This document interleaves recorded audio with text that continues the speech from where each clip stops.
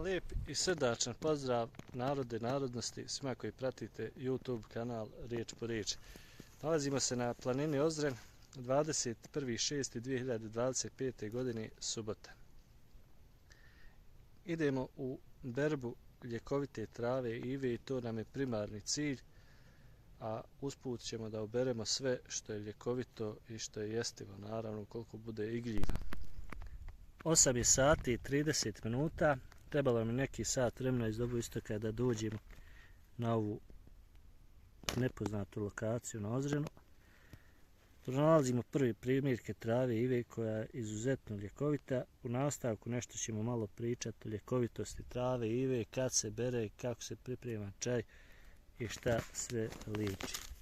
Dakle, prepoznatljiva je po tome što raste na suhim i kamenitim, također pomalo vjetrovitim lokacijama, naravno na većim nadmorskim visinama.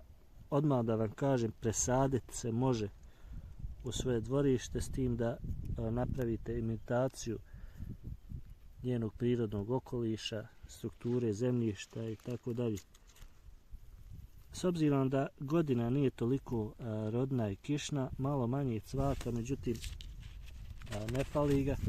S obzirom da je sami početak sezone berbe, trave i ive, cvata ima poprilično dosta, može se vidjeti koja pčela kako leti sa cvijeta na cvijet. Način na koji uberemo ivu jeste da obavezno moramo imati nožić ili makaze, nikako uzeti pa ovako rukom čupati ovu predivnu biljku, zato što napravimo više štete nego u odnosu na onu korist koju ćemo mi imati od samog čaja, nego se uzme ovako ovaj primjerak i otkida se, dakle, poželjno bilo nožem ili makazama za berbu čajeva. Što se tiče samog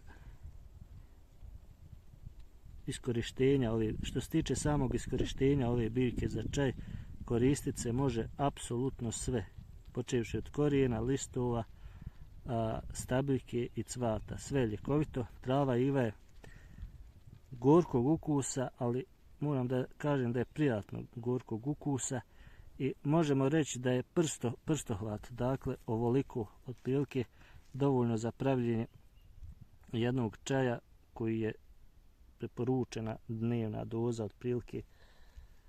Dakle, na pola litra možete jedan prstohvat, to jest ovoliko čaja da pripremite na pola litra. Preporučuje se naravno prirodna izvorska voda, ne česmovača.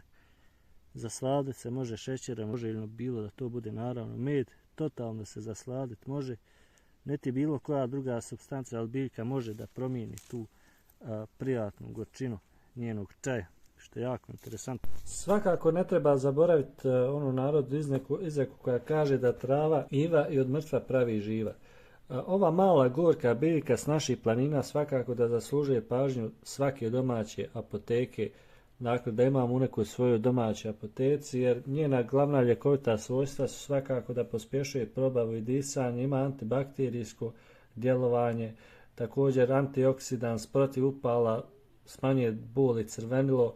Također kod hemoroida je problema sa žuči, djeluje na način što se pripremi ta tinktura. Također djeluje na psihu jer se koristi protiv depresije i noćnog znojenja.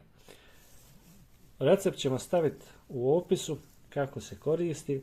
Dakle, stavit ćemo recept i za čaj i za tinkturu, također posebno i za imunitet uz jedno određeno upozorenje. Pronaći možete, dakle, teško je dostupno u klasičnim prodavnicama. Ponajprije može da se pronađe u specijaliziranim prodavnicama zdrave hrane ili kod lokalnih travara. Dakle, trava iva nije čudo, ali svakako jest dar prirode. Pomaže gdje lijekovi nekad zakažu, ali traži znanje i poštovanje. A koristite je mudro, kao što su koristili naši stari, možda osjetite zašto baš kažu da i mrtvog može dići.